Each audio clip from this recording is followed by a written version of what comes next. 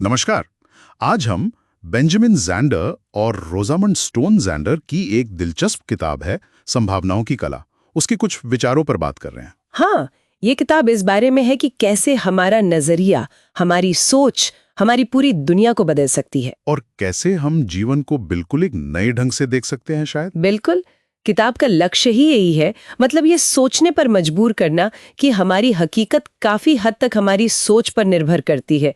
और कुछ खास तरीके भी बताती है किताब, जिनसे नई संभावनाएं खुल सकती हैं। अच्छा, तो ये सवाल वाकई बड़ा है। क्या सच में सब कुछ हमारी सोच का ही खेल है? चलिए इसी को थोड़ा और समझते हैं। हाँ, तो किताब में एक कॉन्सेप्ट है मापन की दुनिया का। मापन की दुनिया मतलब वो दुनिया जहां हम हर वक्त तुलना करते रहते हैं, कंपटीशन, सफलता, असफलता, इसी चश्मे से सब कुछ देखते हैं, कौन आगे कौन पीछे। ये तो रोजमर्रा की बात लगती है, ऑफिस में, समाज में। बिल्कुल।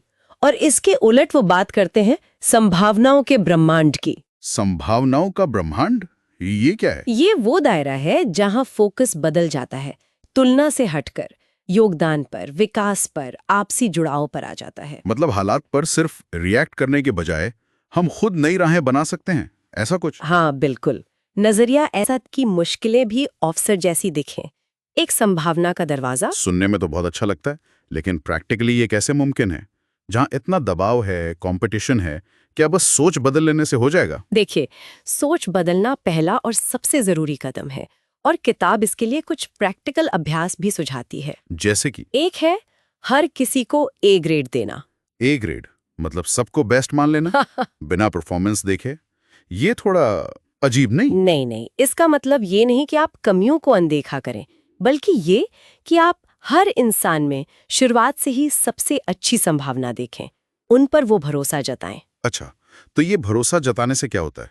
ये सिर्फ अच्छा महसूस कराने के लिए है या इसका कोई असर भी होता है? असर होता है, और गहरा होता है। जब हम किसी में वो बेहतरीन संभावना देखते हैं और वैसा बर्ताव करते हैं, तो अक्सर वो व्यक्ति उस भरोसे को सच करने की कोशिश करता है। हाँ। मतलब एक तरह की सेल्फ फुलफिलिंग प्रोफेसी। हाँ बिल्कुल, एक पॉजिटिव साइकिल शुरू हो सकता है इससे, दोनों के लिए। दिलचस्प है। तो दूसरों में संभावना देखना उन्हें बेहतर बनने में मदद कर सकता है। अच्छा, और ये शायद इस बात से भी जुड़ा है कि हम खुद को कैसे देखते हैं? बिल्कुल, यहीं पर वो दूसरा अभ्यास आता है, स्वयं को एक योगदान माने। योगदान मतलब फोकस इस पर कि मैंने क्या हासिल किया, इस पर नहीं। हाँ, फोकस इस पर कि मैंने क्या योगदान दिया, मैंने इस सिचुएशन में क्या वैल्यू ऐड की। ये सोच हमें मैं मेरा वाली सोच से बाहर निकालती है। सही बात है। इससे शायद वो जो ईगो या आत्म केंद्रितता है वो कम होती होगी। हाँ, और शायद इसी से जुड़ा है वो तीसरा नियम। नियम नंबर 6। नियम नंबर 6 वो क्या है? नियम नंबर 6 है खुद को इतना गंभीरता से न ले। हाँ, ये तो बहुत जरूरी लगता है आजकल। बिल्कुल, मतलब जीवन में थोड़ा हल्कापन, थोड़ी हंसी मजाक। इसका मतलब ये नहीं कि आप लापरवाह हो जाएं, पर अपनी अकड़, अपनी प्रतिक्रियाओं को थोड़ा ढीला छोड़ें।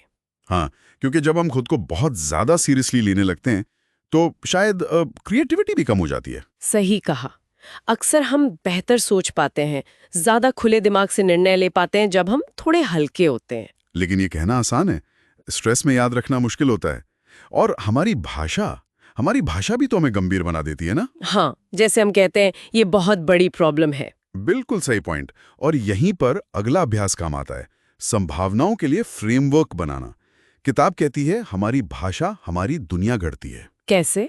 जैसे ये मुमकिन नहीं है कहने के बजाय अगर हम पूछें इसे मुमकिन बनाने के लिए क्या करना होगा, या क्या हो अगर हम इसे इस नजरिए से देखें, तो एकदम से नए रास्ते खुलने लगते हैं। हाँ, भाषा बदलते ही सोच का दायरा बदल जाता है। बिल्कुल, संभावनाओं वाली भाषा। और ये संभावनाओं वाली भाषा अक्सर मैं से हम की तरफ ले जाती है शायद। क्या वो वी की कहानी सुनाएं वाला अभ्यास इसी से जुड़ा है? हाँ बिल्कुल, जब बातचीत में मैं की जगह हम का इस्तेमाल बढ़ता है, जैसे हम ये कैसे हल कर सकते हैं, हमारी चुनौती क्या है, तो अपने आप सहयोग की भावना बढ़ती है। टीम वर्क आसान हो जाता है, साझा जिम्मेदारी महसूस होती है। एग्जैक्टली। तो ये सारे अभ्यास, दूसरों को ए देना, योगदान पर फोकस, गंभीरता कम करना, भाषा बदलना, हम पर जोर देना, ये सब तभी काम करेंगे जब हम खुद को सिर्फ हालात का शिकार ना समझें। बिल्कुल सही। यहीं पर वो एक और बड़ा आइडिया आता है, खेल का बोर्ड बनिए। खेल का बोर्ड मतलब शतरंज का बोर्ड? हाँ, कल्पना कीजिए कि आप शतरंज के मोहरे नहीं हैं जिन्हें कोई और चला रहा है, बल्कि आप खुद वो बोर्ड हैं जिस पर पूरा खेल हो रहा है। आप वो कॉन्टेक्स्ट है, वो संदर्भ जिसमें सब कुछ घट रहा है। अच्छा, तो इससे क्या होता है? इससे आप सिर्फ रिएक्ट करने वाले नहीं रह जाते, आप स्थिति को समझने वाले, उसे एक तरह से रचने वाले बन जाते हैं। आपको जिम्मेदारी लेने और समाधान खोजने की ताकत मिलती है। ये नजरिया तो काफी सशक्त है, लेकिन मान लीजिए हालात वाकई बहुत मुश्किल हैं, क्या तब भी सिर्फ नजरिया बदलने से बात बन जाती है? देखिए, यहाँ एक और बहुत जरूरी बात किताब कहती है, जैसी चीजें हैं उन्हें स्वीकारें। स्वीकारें मतलब हार मान लें? नहीं, बिल्कुल नहीं। स्वीकारने का मतलब निष्क्रिय होना नहीं है। इसका मतलब है स्थिति की सच्चाई को बिना किसी बहाने के, बिना लाग लपेट के देखना। क्योंकि किसी भी चीज को बदलने का पहला कदम यही है कि उसे ठीक से समझा जाए, उसे स्वीकार किया जाए जैसा वो है। अच्छा, मतलब सच्चाई को स्वीकार करके ही आगे बढ़ने का रास्ता निकलता है। हाँ, वास्तविकता से भागे बिना ही नई संभावनाएं तलाशी जा सकती हैं। तो कुल मिलाकर इन सारे विचारों का निचोड़ ये लगता है कि जीवन को हम डर, कमी और कंपटीशन के नजरिए से देखने के बजाय संभावनाओं, जुड़ाव और योगदान के नजरिए से जीने का चुनाव कर सकते हैं। बिल्कुल। और इस बदलाव की चाबी कहीं बाहर नहीं, हमारे अपने अंदर है, हमारे अपने दृष्टिकोण में। ये अभ्यास बस उसी दृष्टिकोण को साधने में हमारी मदद करते हैं। तो सोचने वाली बात यह है कि अगर हमारी दुनिया सचमुच हमारी सोच से इतनी ज्यादा जुड़ी है, तो आज अपनी किस एक छोटी सी सोच को बदलकर हम एक नई संभावना का दरवाजा खोल सकते हैं।